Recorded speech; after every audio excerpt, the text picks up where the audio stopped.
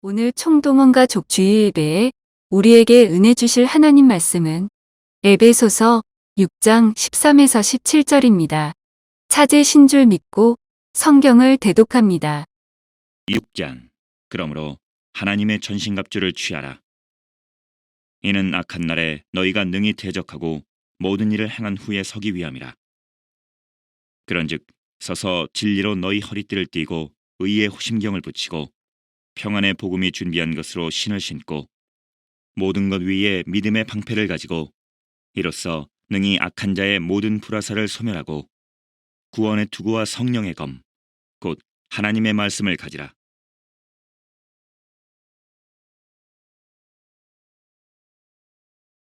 오늘 에베소 6장 13절부터 17절까지 말씀을 가지고 하나님의 전신갑주 다섯 번째 이야기 구원의 투구에 대해서 말씀을 드리겠습니다. 상당히 오랜 시간 말씀을 드린 것 같습니다. 그럼 이게 오늘까지 5주차 말씀을 드리는 거고, 하나님의 전신갑주 다음 주에 성령의 검과 하나님의 말씀을 통합해서 말씀을 드리게 되면 6주차 하나님의 전신갑주에 대해서 말씀을 드리게 됩니다.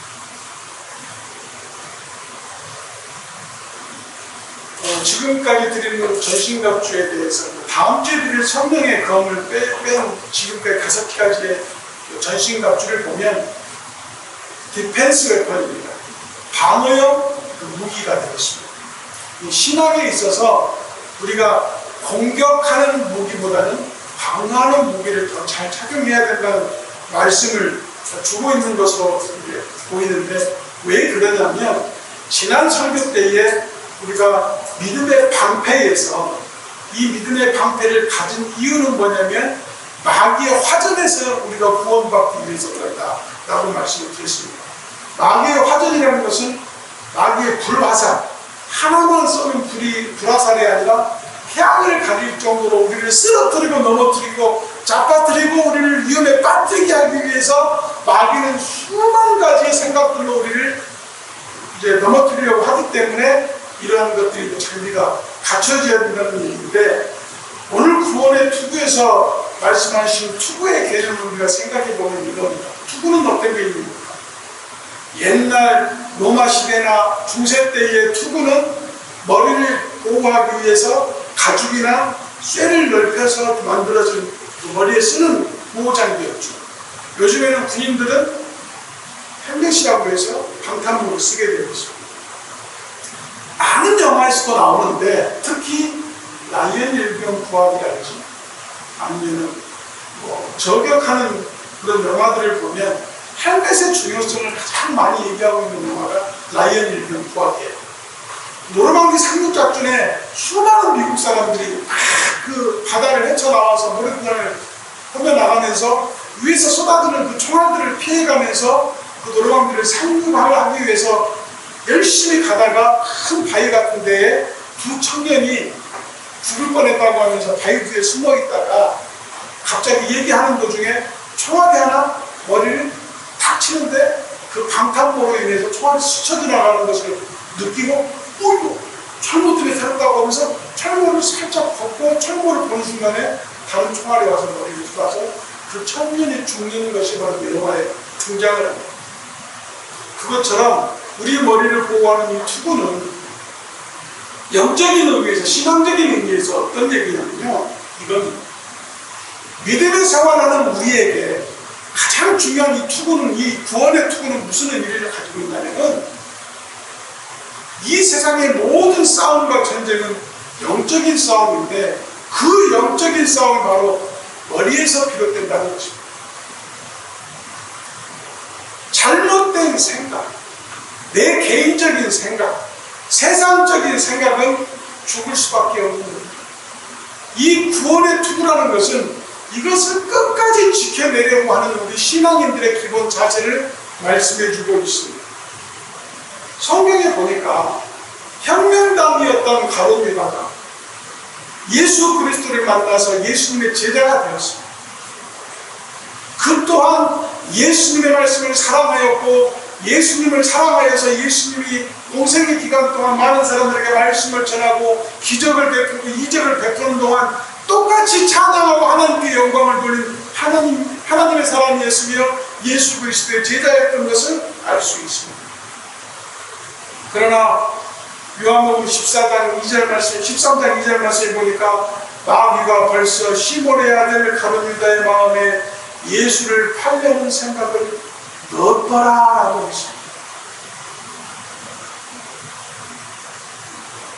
그 마음속에 뜨거운 열정을 가지고 예수를 통하여 이스라엘의 회복과 이스라엘의 해방과 이스라엘의 독립을 꿈꿨던 사람일지도 모르겠습니다. 그러나 그 속에 왜 마귀의 생각이 들어갔습니까? 그거는 구원의 투구를 바로 쓰지 못했기 때문입니다. 하나님이 우리에게 은혜로 주신 그 구원을 잠시 벗어나두고 자기의 생각에 깊이 심취해 있었는지도 모르겠습니다. 분명히 예수님은 이스라엘의 백성들을 해방하기 위해서 오셨는데 왜 저리 사랑하시고 모든 사람들을 사랑하라고 그러고 뭐 율법을 깨고 왜 내 생각대로 로마 군대를 쳐내고 이스라엘을 해방하지 아니하고 저렇게 어쩌다 시간 흘러가다 보니까 왜 죽는다는 말씀을 하시고 이럴까? 정말 저 예수님을 통하여서 이 이스라엘을 해방할 수 없는 것일까? 자기만의 생각을 했을지도 모르겠습니다. 자기의 방법을 도모했을지도 모르겠습니다. 그 순간 그 빈틈을 마귀가 노렸던 것입니다. 그리고 그 속에 예수님을 팔 생각을 넣어놨던 것입니다. 사랑하는 성도 여러분, 빌립보서 4장 7절 말씀을 기억하십시오. 모든 지각에 뛰어난 하나님의 평강이 그리스도 예수 안에서 너희 마음과 생각을 지킨다고 했습니다. 우리가 평안의 복음을 심는 이유가 평강을 얻기 위함이고 평화를 얻기 위함이고 화평을 얻기 위함인 것은 뭐냐면 그 평강과 화평과 평화는 예수님만 우리에게 줄 수 있는 거기 때문입니다. 그 평안을 갖지 못하면 수많은 화재를 통하여서 우리를 죽이려고 하는 불화살들을 우리가 바라보고 얼마나 두려우며 떨며 약해진 마음을 통해서 이 세상을 살아가겠습니다. 그러나 그 하나님만을 바라보는 진리의 허리띠를 띈다는 자체의 그 말씀을 드릴 때마다 말씀드리는 말씀입니다만 그 말씀을 순종하고 진실된 마음으로 성실한 마음으로 그 말씀을 순종할 때에 우리가 바로 설 수 있는 것처럼 그리고 은혜의 흉배를 통하여서 세상의 어떠한 위험과 세상의 어떠한 도전을 막아낼 수 있는 것처럼 그리고 예수 그리스도께 주신 그 평안을 통하여 우리가 기쁜 마음으로 하나님께 나아가는 그 고난의 길에서 기쁨을 느끼는 그런 영적인 기쁨을 통하여서 구원의 투구를 쓰고 당당히 나아가는 전사의 모습을 가지라는 말씀이 바로 하나님의 전신갑주인 것입니다. 데살로니가전서 5장 8절 말씀에 우리는 낮에 속하였으니 근신하여 믿음과 사랑의 흉배를 붙이고 구원의 소망의 투구를 쓰자라고 기록을 하고 있습니다. 우리는 구원의 소망의 투구를 써야 합니다. 성도는 구원의 소망이 있을 때에 그 어떠한 환경에서도 마귀의 강교한 속임수에서 약해지지 않고 강하게 전진할 수 있기 때문입니다. 우리는 구원의 투구를 쓰게 하시는데 구원의 투구가 몸의 지체 중에서 가장 중요한 머리를 보호하기 때문이라고 말씀을 드렸습니다. 머리는 많은 생각을 하는 대로 또는 자기가 꾸미는 대로 자기가 계획하는 대로 하는 것이 바로 머리입니다. 그 머리의 명령을 따라서 손과 발과 우리 몸이 실행에 옮기게 되는 것입니다. 오늘 본문 17절 말씀에 구원의 투구와 또한 성령의 검을 이제 들고 나가게 되는 군사의 모습을 보여주고 있는데 사랑하는 성도 여러분, 사탄은요 마태복음 24장 10절과 11절 말씀에 보니까 뭐라고 했냐면 우리를 시험으로 서로 잡게 하고 서로 미혹하게 하고 서로 미워하게 한다고 했습니다. 그런데 서로 잡으려고 하고 서로 미혹하게 하고 서로 미워하게 하는데 어디서 나옵니까? 여기에서 나옵니다. 생각에서 나옵니다. 그래서 고린도후서 1장 12절 말씀에서 이렇게 말씀하십니다. 우리가 세상에서 육체의 지혜로 하지 아니하고 하나님의 은혜로 행한다고 했습니다. 사랑하는 성도 여러분, 왜 구원의 투구를 써야 됩니까? 우리 성도들 간의 사랑을 방해하는 것이 내 머릿속에 잘못된 이기심과 질투와 시기와 원망과 또는 미움으로 시작되는 것이 바로 우리를 방해하는 요인들이기 때문인 것입니다.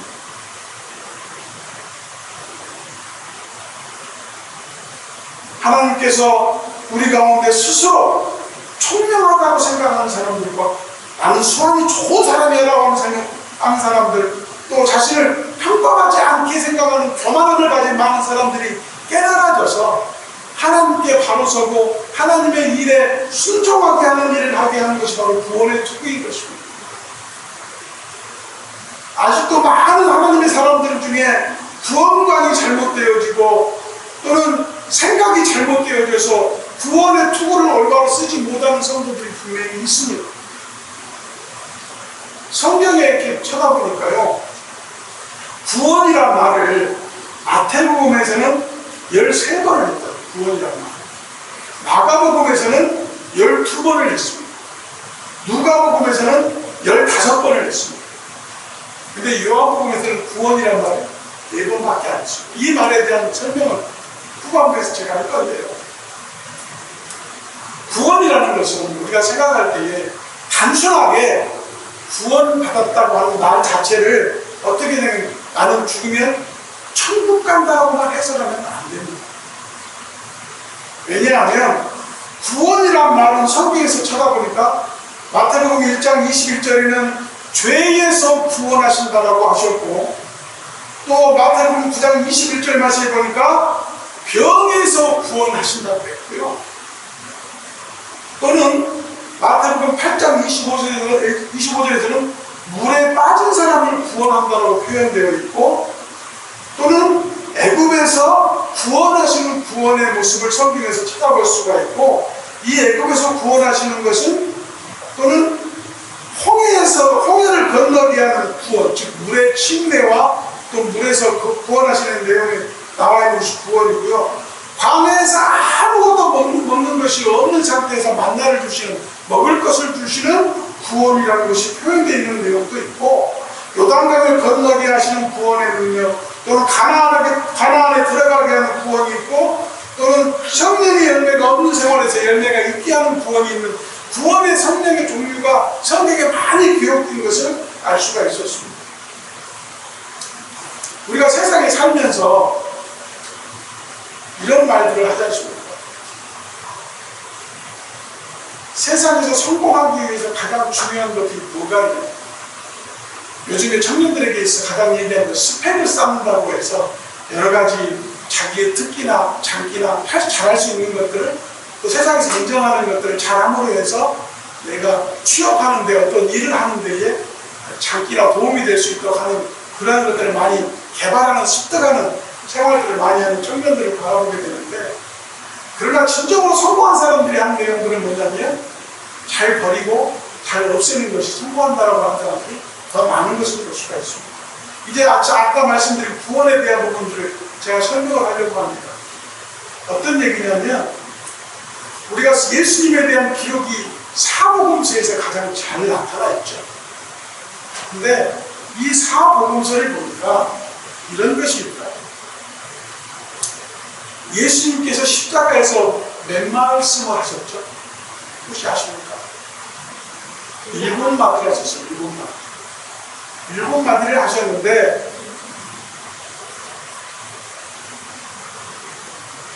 마태복음과 마가복음의 마태와 마가는 5번째 말씀하셨던 엘리 엘리 라마 사박단, 하나님 나의 하나님 어찌하여 나를 버리시나니까, 이 한 말씀만 기록되어 있습니다. 십자가 위에서 하신 말씀 중에 마태와 마가복음에는 이 한 말씀만 기록되어 있고요. 누가복음은 제일 처음에 하셨던 예수님 말씀, 그게 뭐죠? 하나님 아버지여, 저들이 하는 일을 아무것도 모르니 저들을 용서하여 주십시오라는 그 말씀이 하나 기록되어 있고, 두 번째에 어떤 말씀입니까? 우편에 있는 강도를 용서하고 오늘 네가 나와 함께 낙원에 있을 것이라는 그 두 말씀만 기록이 되어 있습니다.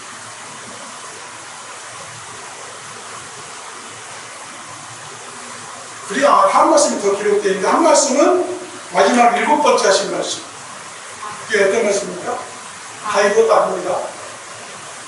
내 영혼을 아버지께 맡기나이다. 그 말씀이 7번째 말씀인데 이 세 가지 말씀이 누가복음에 기록되어 있고 요한복음에는 이런 말씀이 기록되어 있습니다. 하나 더. 세 번째 했던 것이 보라 네 어머니다. 그 어머니를 위로한 말씀이 기록되어 있고요. 네 번째 목마르다는 말씀이 기록되어 있는 것이 요한복음이고 여섯 번째 말씀이 다 이루었다라는 말이 기록되어 있는 게 요한복음. 왜 이 말씀을 드리냐면 왜 똑같은 예수 그리스도의 제자였는데 마태와 마가와 누가와 요한은 다 틀렸습니다. 성경의 역사를 잘 보세요. 십자가의 역사. 십자가 밑에 있었던 유일한 예수님의 제자가 요한입니다. 그리고 복음서 4개가 다 틀려요. 처음에 시작하는 말씀.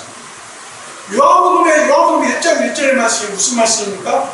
태초에 말씀이 계십니다. 마태는 어떻게 시작합니까? 그리스도의 족보가 예수님의 출생 정보가 나오죠. 마가복음은 뭡니까? 마가복음은 예수님께서 이 땅에서 복음의 사역을 시작한 내용과 그 다음에 헤로당 때부터 모든 기록을 조금 기록해 놓은 게 시작이에요. 누가도 마찬가지입니다.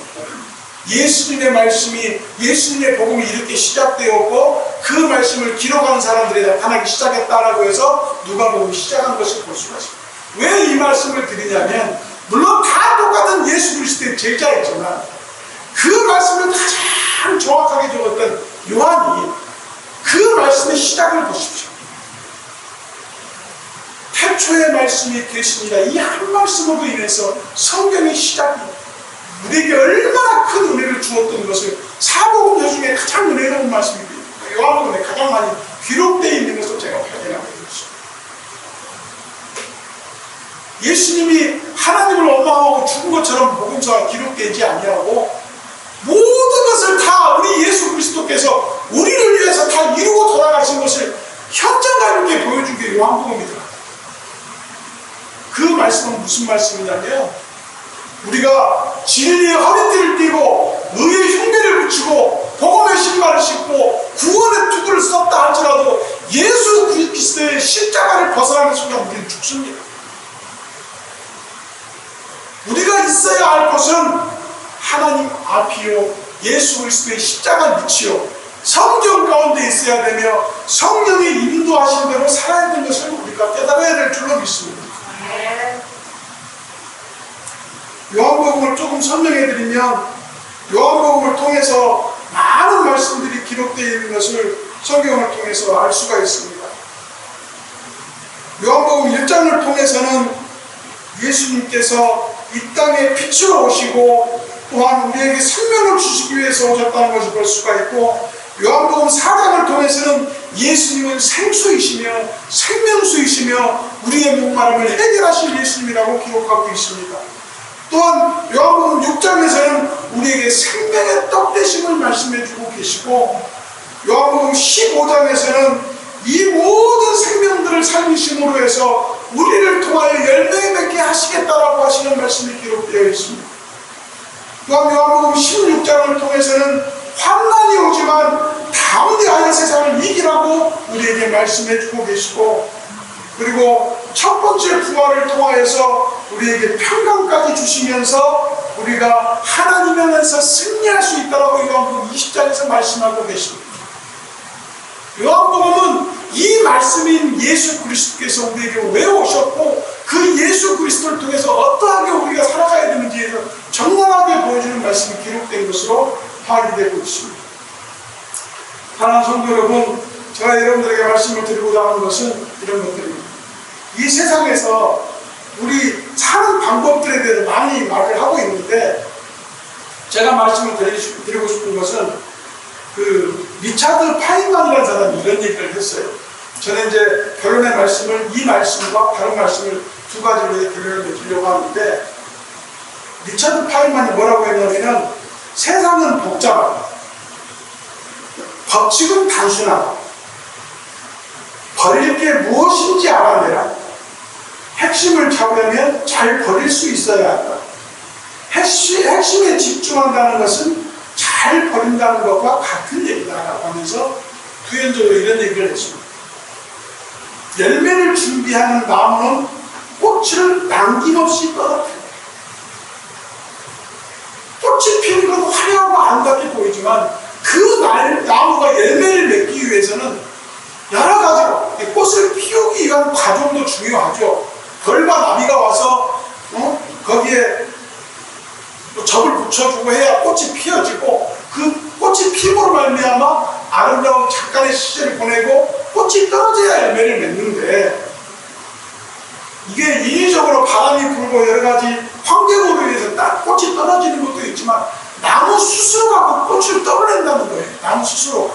왜? 그렇지 않으면 내가 열매를 맺을 수가 없고 그 열매를 통하여 씨앗이 번식되지 않기 때문에 나무 스스로가 벌어낸다는 거예요. 저는 이 얘기를 들으면서 어떤 생각을 했냐면, 우리가 생각 가운데 가지고 있는 것들이 참 괴이한 것들이 많겠구나. 신앙의 왜곡이라는 얘기를 한번 제가 들은 얘기가 있어요. 어떤 사람이 이런 얘기를 한다.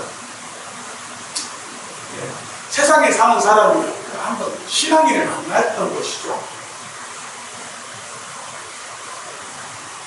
기도 중인데 그 신앙인에게 담배 한 개 펴도 되겠습니까? 물어봤대요.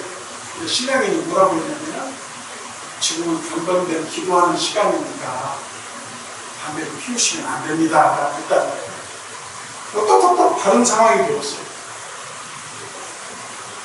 그 사람이 담배를 피고 있는 상황이에요. 신앙인이 그 사람과 같이 만나게 된 상황이에요. 그 담배 피우는 사람이 신앙인을 이렇게 얘기했다고. 담배를 피우다가도 혹시 기도해도 됩니까? 라고 물어봤다는 거예요.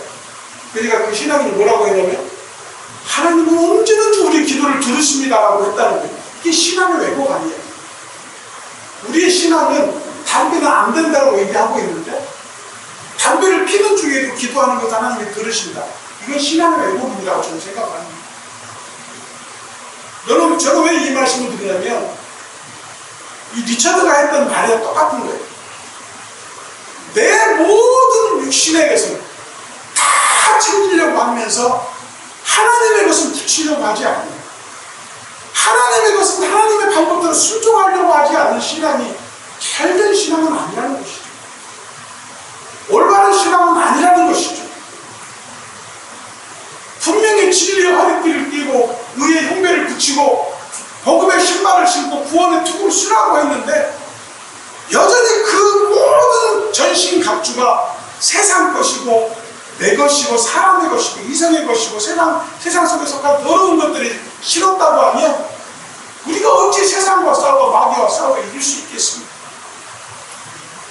성경에서 말하는 모든 과정 속에, 모든 하나님의 생활 가운데, 하나님의 사람들 가운데에 사탄은 항상 관여했었고 사탄은 항상 우리를 넘어뜨리려고 했습니다. 그 과정 속에 승리했던 모든 하나님의 사람들을 보면 끝까지 하나님만을 의지했고 하나님만을 바라보았으며 하나님만을 생각했던 것을 꼭 믿으시기를 바랍니다. 사랑하는 성도 여러분, 생각 속에 가진 모든 것들이 하나님의 것이 아니면 내 것일 수밖에 없잖아요. 그것이 부모와 자식 관계를 가깝게도 하고 멀기도 하고, 하나님과 우리의 관계를 가깝게도 하고 멀기도 하는 것 같습니다. 제가 결론적으로 말씀을 드리면서 이런 말씀을 하나 더 드릴 겁니다. 마틴 로이드 존스라는 신학자가 구원에 대해서 이렇게 얘기하고, 구원의 투구 때문에 구원에 대해서 이렇게 얘기했습니다. 잘 한번 들어보십시오. 구원의 시제에는, 구원이라는 말에는 과거와 현재와 미래가 있습니다. 그리스도인은 구원 받아오는 사람입니다. 그는 믿음에 의해 의롭게 되어지고 더 이상 율법 아래 있지 않습니다. 우리는 의의 숭배에 대해 이야기할 때 그것을 알았습니다. 그리스도인에게는 결코 정죄함이 없을 것입니다. 또한 그는 사단의 지배로부터 구원되었습니다. 그리스도인은 이미 자유롭습니다. 이런 의미에서 구원되었습니다. 그러나 그리스도인은 지금도 구원을 받고 있는 사람입니다. 그는 완전하지 않으며 그가 계속 해야 할 일이 있습니다. 구원이란 말의 현재 시제는 계속되는 현재입니다. 그러나 구원에는 또한 미래 시제도 있습니다. 그리스도인은 앞으로 최종적인 구원을 받아야만 합니다. 그가 절대적으로 완전하게 될 날이 올 것입니다. 이 말을 명심하십시오. 구원이란 이 말은 분명히 구원에 대한 소망을 내포하고 있습니다. 그러므로 여러분은 시제를 다음과 같이 표현할 수 있습니다. 과거는 칭의이며 현재는 성화이고 미래는 영화입니다. 구속, 영화야말로 궁극적이고 최종적이며 절대적인 구원입니다. 이게 무슨 말씀입니까? 한 번 구원받으면 우리는 영원히 하나님의 것이라고 인정되어지고 있지만 그 말씀 가운데 구원의 투구를 써야 되는 이유는 이 구원이라는 것은 내 스스로 얻은 게 아니에요. 하나님의 무조건적인 사랑으로 우리 구원을 주셨기 때문에 그 구원은 은혜요, 감사요, 하나님의 영광인 것입니다. 그 구원의 투구를 항상 쓰고 있어야 됩니다. 이 구원의 투구를 걷는 순간 사람의 생각, 이성의 생각, 세상의 생각, 마귀의 생각이 우리 머릿속에 들어와서 하나님을 떠나게 하고 교회를 떠나게 하고 믿음을 떠나게 하고 말씀에 순종하지 않게 하는 사람으로 변화시켜버리기 때문인 것입니다. 그래서 그 구원은 과거로는 칭의, 그렇게 구원받게 된 것을 알게 되는 것이고 또는 미래로는 성화. 성화는 게 무엇입니까? 날로 하나님으로부터 하나님의 것으로 변화되어지는 삶이고 그 변화되어진 삶들이 계속 지속되어야만 마지막에 하나님을 만나는 순간 우리는 영화롭게 된다는 거예요. 이게 구원이라는 것이었습니다. 마틴 로이드 존스 이 목사님이 하시는 그 말씀에 대해서 조금 더 깊게 생각하셔야 해요.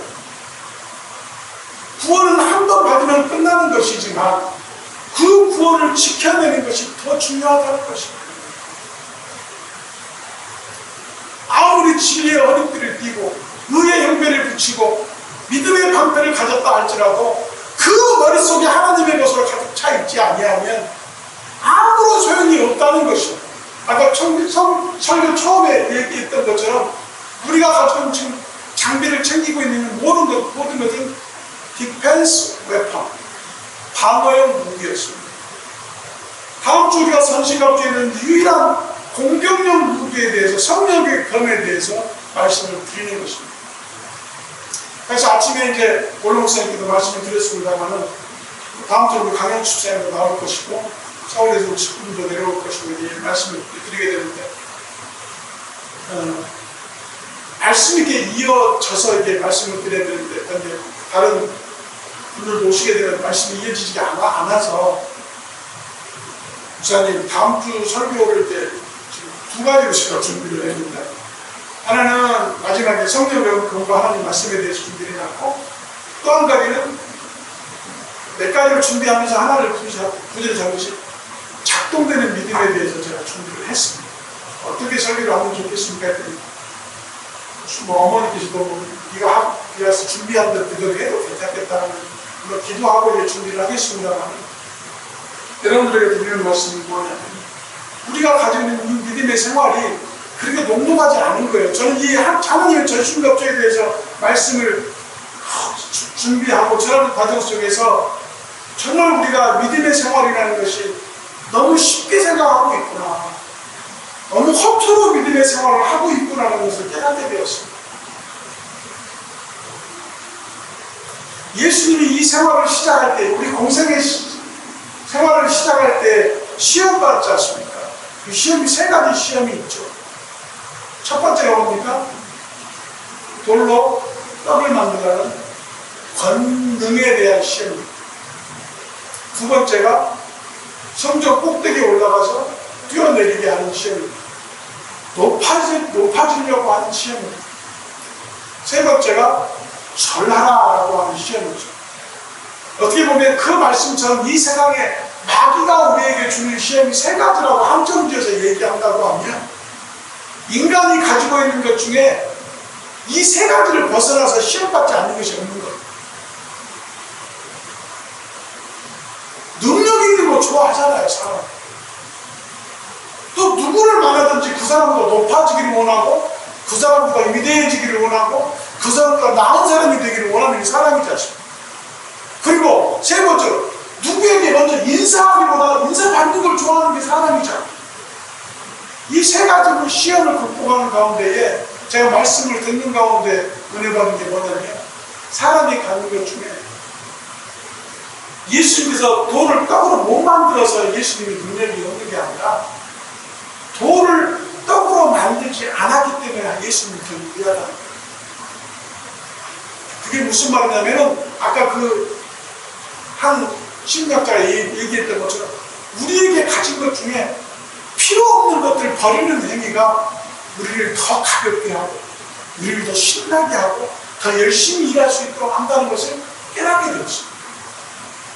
사랑하는 성도 여러분, 우리는 지금까지 전신갑주를 이렇게 설명을 하면서 여러분들에게 어떻게 은혜가 되었는지 모르겠습니다만 더 이상 이제 내 생각대로 내 머리대로 내 방법대로 신앙생활하지 않기를 바랍니다.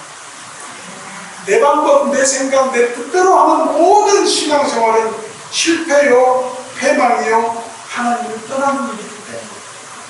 그러나 오늘 우리에게 주신 이 말씀처럼 말씀대로 순종하는 신앙인이 되어서 구원의 투구를 쓰고 그 구원의 투구를 통하여서 하나님 외에는 생각지 않는 신앙, 이게 굉장히 말은 쉽게 들리는 것 같지만 굉장히 힘든 일이에요. 24시간 모든 순간순간을 하나님만을 생각하고 사는 것이 그게 쉬운 일이 아니잖아요. 그렇기 때문에 구원의 투구를 써야 되는 것입니다. 잘못된 생각으로 접어들지라도 그 구원의 투구를 통하여 나를 정말 속량함 없이 아무런 조건 없이 구원하실 그 하나님께 다시 생각을 돌리는 그 구원의 투구를 써야만 우리가 회복될 수 있기 때문에 이 말씀을 주신 것으로 믿습니다. 우리 사랑하는 성도님께서 이제 다 만들어진 이 전신갑주를 다 착용을 하셨어요. 그리고 다음 주에 제가 그 설교를 드릴지 다른 설교를 드릴지 모르겠지만 이제 우리 속에 남아있는 모든 것들 또 인간적으로 가지고 있을 수밖에 없는 것들을 하나님의 것으로 채우기 위해서 내 생각을 버리고 내 뜻을 버리고 내 마음을 버리고 하나님의 투구를 써서 내가 오로지 하나님께로만 지배받는 신앙, 하나님께로만 다 의지되어지는 내 신앙, 이 되었을 때에 우리로 하여금 성령의 검을 쥐게 하시는 놀라운 역사가 있을 줄로 믿습니다. 믿음의 방패가 이 모든 것 위에 믿음의 방패지만 성령의 검은요 이제 완전 무장한 사람에게 쥐어지는 하나님의 축복입니다. 지게 띠를 띠고 흉배를 붙이고 신발을 신고 투구를 쓰고 나니까 이제 하나님께서 모든 것과 담대히 싸워서 이길 수 있는 성령의 검을 주시는 순간, 그 순간을 위해서 우리가 완벽하게 준비를 해야 되는 것입니다. 그래야 내 신앙생활이 그 구원의 끝인 영화를 위해서 구원함을 받고 그 구원함을 통하여 나를 계속 전진하여 예수 그리스도의 자랑 분량까지 성장하게 하는 우리의 노력도 있어야 되지만 그 끝인 마지막 예수 그리스도를 만나 우리가 영화롭게 되고 생명의 면류관을 받는 그 순간까지의 우리의 노력을 위해서 성령의 검을 주신 하나님의 축복을 받아야 될 줄 믿습니다. 사랑하는 성도 여러분들께서 이 앞으로 우리에게 주어진 모든 신앙과 우리 북광교 침례교회에게 새롭게 열어주신 이 북광교 침례교회 비전이 완성되기 위해서 많은 사람이 모여서 이 뜻을 함께하는 것도 중요하지만 성경의 많은 것들은 약한 것을 통하여 강한 역사가 있었듯이 교회가 10명이고 100명이고 차이가 없는 거예요. 그 속에 하나님이 있느냐 없느냐가 달라지는 거예요. 100명이 모여서 엄청난 일을 해낼 수 있겠지만 하나님이 함께하지 않으시면 모든 것이 허사인 것처럼 적은 숫자이지만 이 적은 숫자를 통하여 1000명, 10,000명, 10만 명이 되는 교회가 되는 역사는 하나님만 할 수 있는 겁니다. 사람의 방법대로 되지 않습니다. 하나님의 생각대로, 하나님의 계획대로, 하나님의 방법대로 말씀대로 이루어지는 역사가 우리 북광진 침례교회에 이룰 수 있도록 우리 모든 성도들이 진리의 머리띠와 의의 숭배와 복음의 신발과 구원의 투구를 완벽하게 쓰고 이제 주님께 성령의 검을 받는 그 순간까지 우리가 완벽하게 무장하여서 매일매일 승리되는 생활을 하시기를 예수님의 이름으로 축복합니다. 아멘.